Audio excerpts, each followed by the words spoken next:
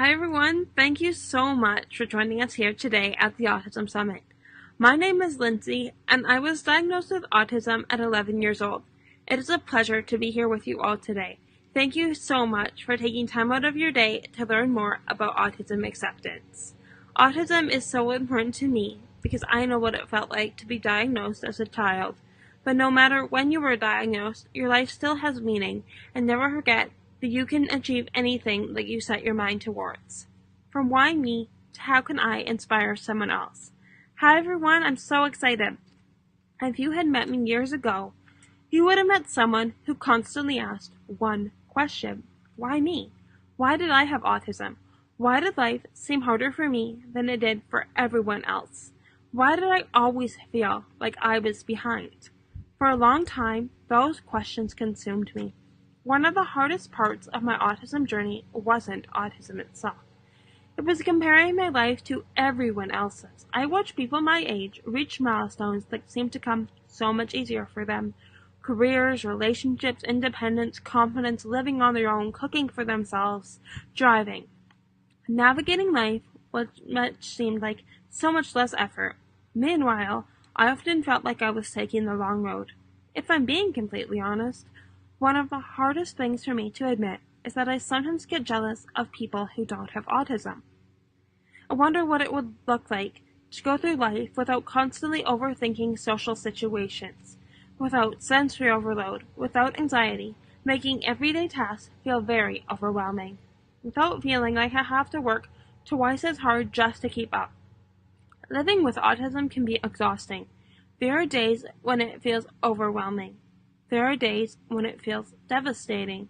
Sometimes it simply doesn't feel fair. I try really hard not to play the comparison game because I know it steals my joy, but that doesn't mean it's easy.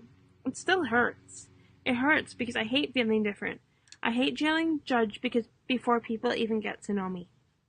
I hate when people see my diagnosis before they see my heart. More than anything, I wish our world focused less on autism awareness and more on autism acceptance.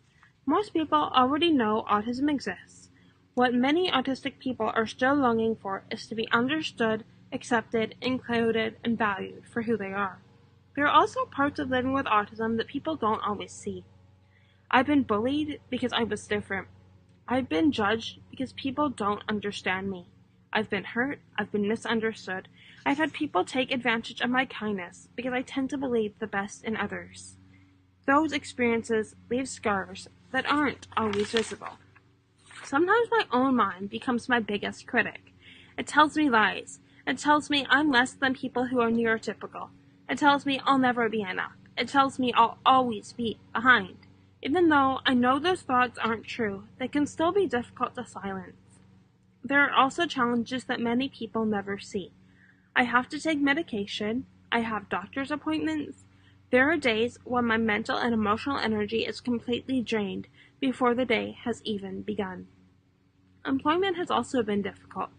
There have been times when it has felt like my autism diagnosis was seen before my abilities. I've wondered if people overlooked my strengths because they only saw autism instead of seeing someone who was hardworking, compassionate, determined, and eager to learn. All those experiences hurt because they taught me something. My worth isn't determined by how someone treats me.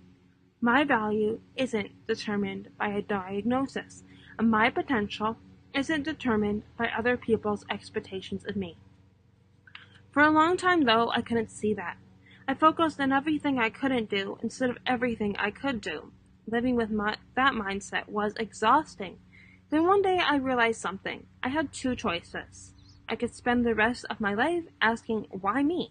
Or I could start asking, how can my story make a difference? That simple shift changed everything. Instead of seeing autism as something that limited me, I started seeing it as something that shaped me. It taught me resilience because I had to keep going even when life felt unfair. It taught me empathy because I know what it feels like to struggle. It taught me perseverance because giving up was never going to get me where I wanted to be. Most importantly, it taught me that my value isn't determined by how quickly I reach milestones. My journey doesn't have to look like someone else's to be meaningful. And my mindset changed. Something incredible happened. Because people telling me that, as my mindset changed, something incredible happened. People started telling me that my outlook on life inspired them. Not because my life was perfect, not because I had everything figured out, but because they saw someone who chose hope instead of self-pity, someone who refused to let a diagnosis define their future. This meant more to me than I can put into words. It reminded me that people aren't inspired by perfection. They're inspired by perseverance. They're inspired by authenticity. They're inspired by someone who chooses to keep getting up even after being knocked down. Today, I no longer want people to look at me and only see my autism. I want them to see Lindsay, a woman who dreams, a woman who loves deeply, a woman who believes in kindness, a woman who wants to encourage others, a woman who believes every person has value regardless of the obstacles they face. Autism is part of who I am, but it is not all that I am. If there's one thing I've learned, it's that mindset changes everything. When I focused on what I didn't have, I felt defeated. When I focused on what I could become, I found purpose. Today, instead of asking, why am I different? I ask, how can my differences help someone else? Instead of asking, why is this happening to me? I ask, who can I encourage because I've walked this path? That question continues to shape my life every single day. If my story helps one person stop comparing themselves to others, if it helps one person believe they are enough, even if they're on a different timeline, if it helps someone see autism through the lens of autism acceptance instead of judgment, if it helps someone realize that people with autism don't need self-pity, we need understanding, opportunity, and acceptance, then every obstacle I faced has had a purpose. I may have reached some milestones later than my peers. I may still face challenges every single day, but I've learned something invaluable. Life isn't a race. Success isn't measured by how quickly you arrive. Success isn't measured by the person you become on the journey. Today, I no longer ask, why me? I ask, how can I inspire someone else? I hope the answer to that question isn't found only in my words. I hope it's found in the way I choose to live every single day. Because if my journey can help someone else, if it can remind one person they are enough, if it can help someone feel seen, accepted, and understood, then every step of my journey has been worth it. Thank you so much for attending this event. I hope you enjoyed my speech, and I appreciate you all for taking the time to be here today. Enjoy the rest of the speakers. Thanks, everyone.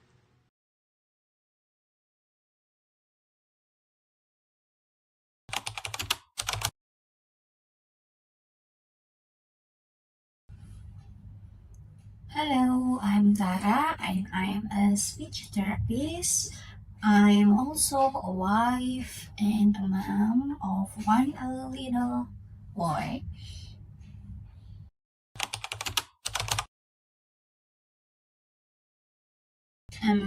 That's actually a hard question.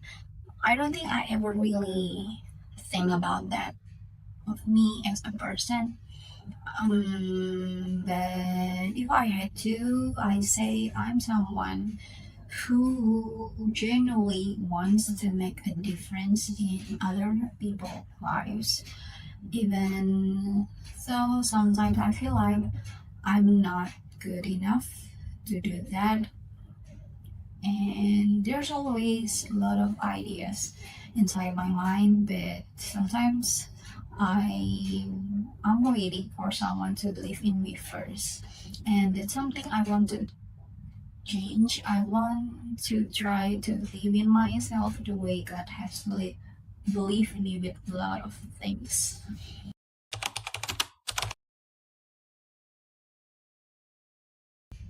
Looking back, I was always felt like I didn't quite fit anywhere. It's funny, but the best way I can describe it is that everyone else seems to be living in colorful movie like life, while me, I'm stuck in a black and white film. Life is just too flat for me. Like, I didn't feel much.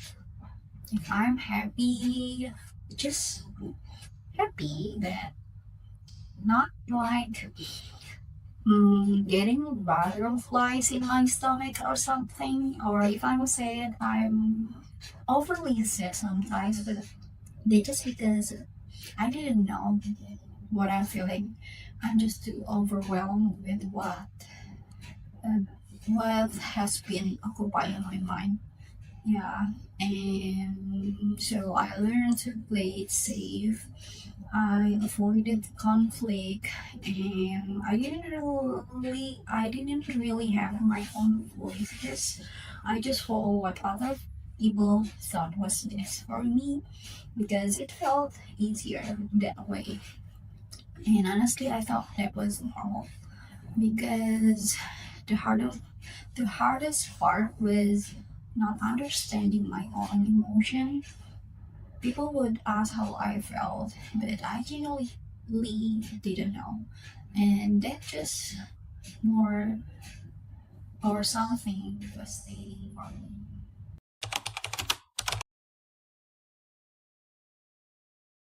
Everything became much harder during my fourth year of working because before that I worked with my closest friends, and without realizing it, I relied too much on her for so many things. When we stopped working together, I suddenly had to manage everything on my own, and that just kind of was confusing for me. And that's when I start questioning a lot of things about myself. Why is everything so difficult for me? Why does everyone seem to manage just fine while here I am struggling with a lot of things? And why am I always being criticized for, I don't know, for everything? And why do I never feel good enough? And honestly, deep down, maybe I felt broken, but back then I didn't know that I'm broken. Like there was something fundamentally wrong with me, and I have no idea how to repair or how to turn it to be better for me.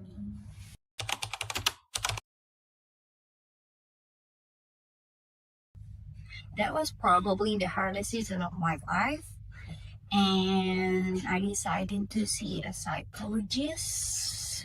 Not because I thought I was autistic, but because everything was so hard. I was overwhelmed, I was burned out, and I think I'm depressed that time. I even cut off any contact with my closest friends, and I just want to lay around in my bed. And I just knew I couldn't live it like that forever.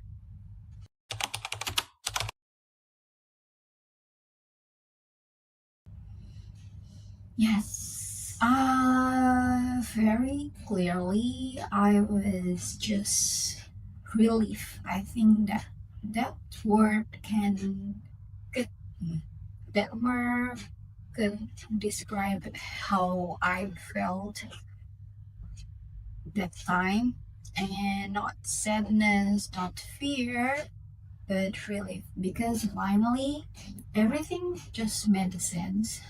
I mean, I'm in this field where I've met with a lot of children with the same diagnosis as I am, and I feel like I've had enough of information about that.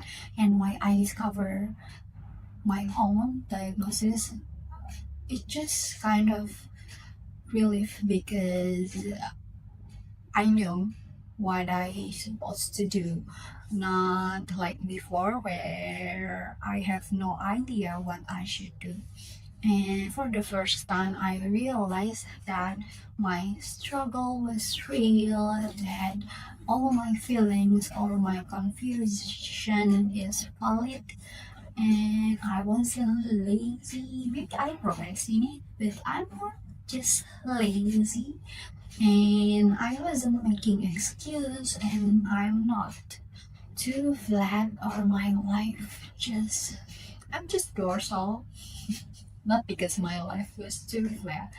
And somehow that gives me a permission to be kinder to myself.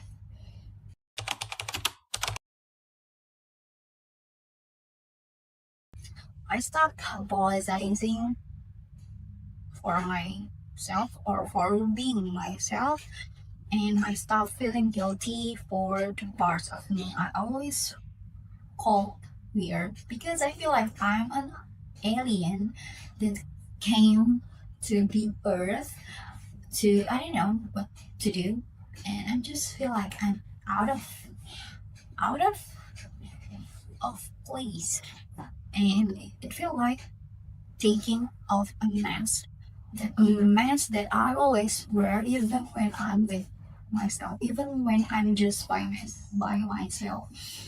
Now I can take it off and I can just be myself without feeling sorry. And before that, I realized I wasn't honest with myself, with my feelings, with everything that comes from myself. And now I don't wait until everything builds up before I acknowledge how I feel, or I didn't wait to validate it until it becomes too overwhelming. Now I can even recognize when I think I'm not in my best condition.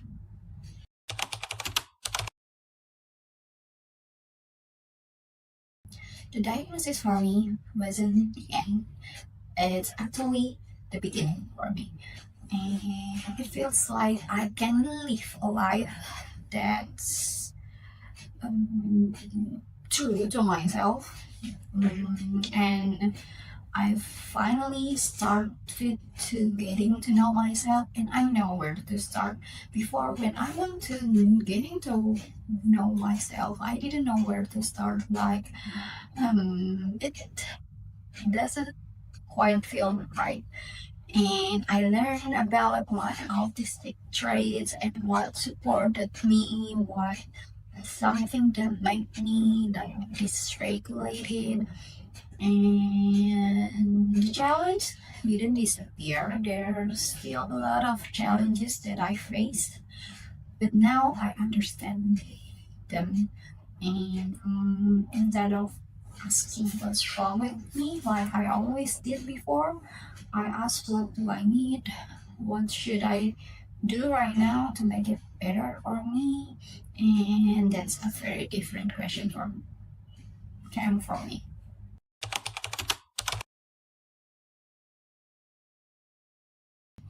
It changed everything.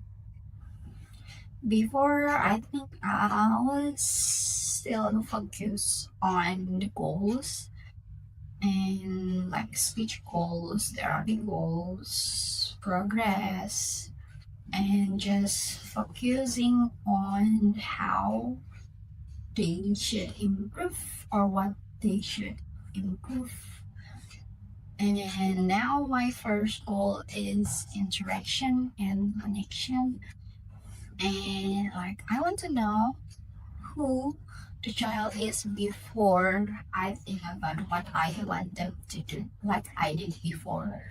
Because every child deserves to be known, before they're expected to perform. Like,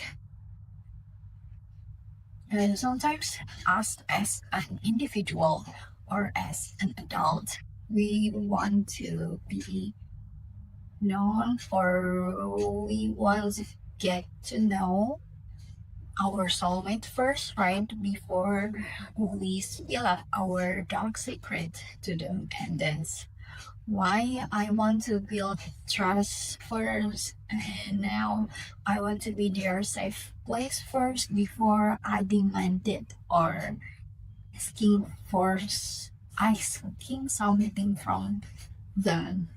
And that's just how the way it is right now.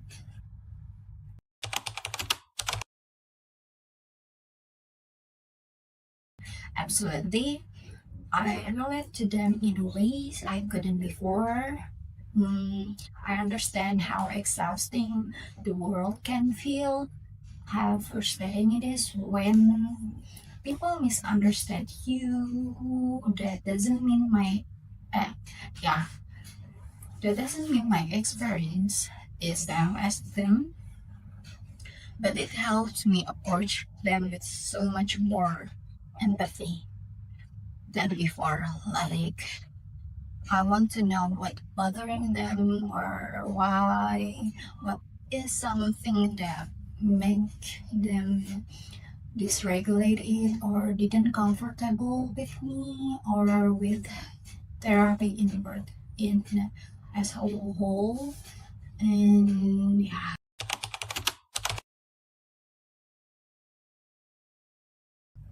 yeah, they taught me a lot of things like communication didn't communication. God, yeah. What's the biggest lesson autistic children has taught you? They taught me that communication doesn't begin with words. It doesn't always start with words, but it's so much more than that. Children communicate with a lot of things. They communicate through their eyes, through their smile, their laughter, their touch, their gesture, body language, and sounds. And they're communicating all the time, even through their behavior, their uh, bad or something that out of place that we thought it's not appropriate behavior, but actually they are communicating with me or with us. And the question is, are we paying attention to that, to all of their way to communicate with us without words?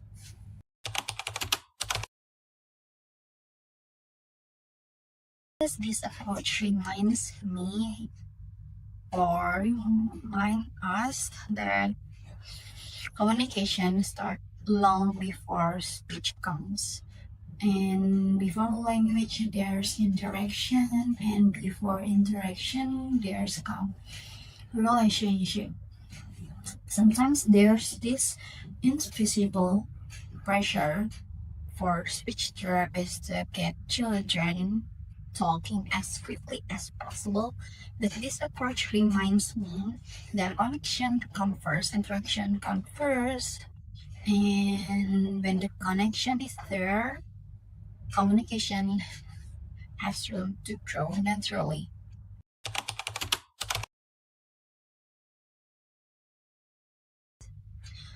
Because connection allows us to see children as they are. We truly see the child, not what we want them to be, and not the diagnosis, not the checklist, just the child as a whole person, whole individual. And we learn how they already communicate, how they already play, what interests them, and Then we build from there, from where they are not, from what we thought they are need to be.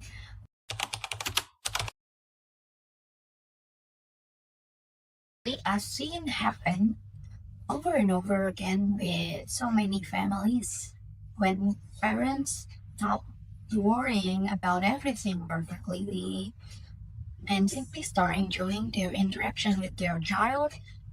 Some things change when the relationship becomes warmer, parents become calmer, like less anxiety.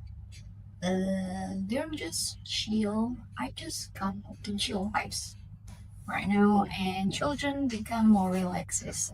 And then when the children feel safe, communication start to flourish, and that's just a beautiful things to see, beautiful things to witness, and I'm glad I can be the part of it.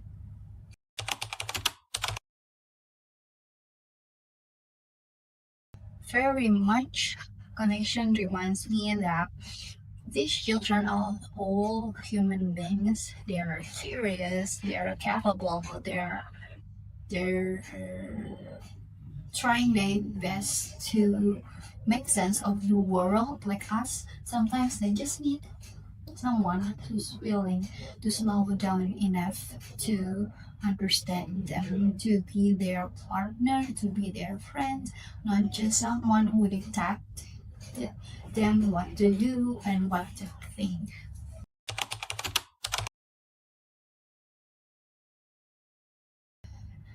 I think I've said it in other places too that autism sometimes that in here I don't know if it's not the same in other country, but in here in Indonesia sometimes people thought that autism has just one look or maybe one personality or one set of characteristic, and it isn't.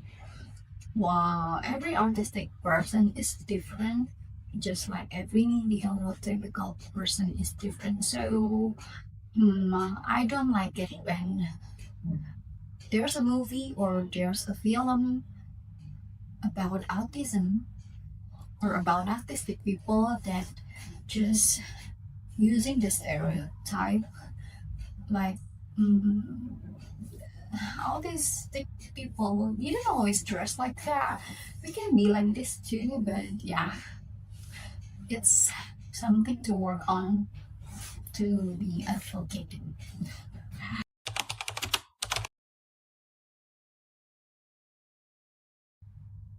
First, let's take a deep breath. Receiving a diagnosis is hard. Yeah, it's so much hard. I've been there and done. And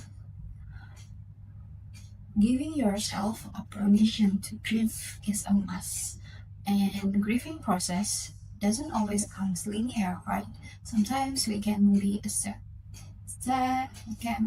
sometimes we can in a acceptance stage and suddenly we are in anger stage, and that's okay. And give yourself permission to feel everything, every feelings, every emotion, good or bad, uh, everything. And you don't have to accept everything overnight because that's a lot of work to do, and it needs to be supported with the right person. Take your time, and while you are walking through that journey, don't let the diagnosis stop you from seeing the beautiful child who's right in front of you, because they are still the same child they've always been.